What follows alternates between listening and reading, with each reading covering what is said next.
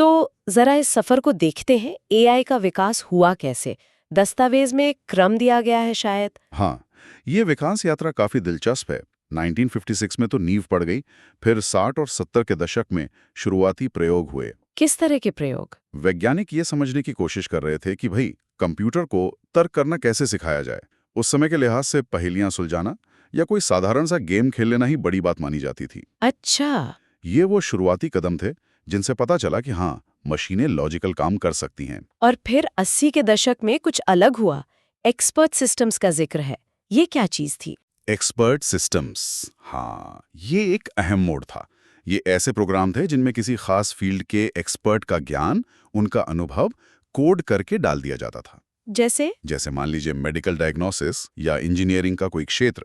फिर ये सिस्टम उस ज्ञान के आधार पर सलाह दे सकता था, सवालों के जवाब दे सकता था। तो ये पहली बार था जब एआई लैब से बाहर निकलकर असल दुनिया की प्रॉब्लम सॉल्व करने लगा।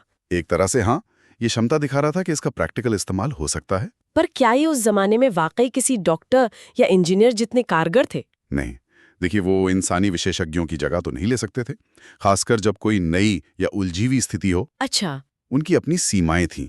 वो सिर्फ उसी दायरे में काम करते थे जिसका ज्ञान उनमें डाला गया था। उनमें कॉमन सेंस या खुद से ज्यादा सीखने की क्षमता, वो सब सीमित था। लेकिन हाँ, किसी खास काम में वो मददगार जरूर हो सकते थे। और उन्होंने ये दिखा दिया कि एआई का व्यावहारिक उपयोग मुमकिन है। भविष्य की एक झलक थी वो। समझ गए। इसके बाद 90 के दशक में कंप्यूटरों ने शतरंज जैसे मुश्किल खेल खेलना सीखा। ये भी एक बड़ा कदम रहा होगा। बहुत बड़ा।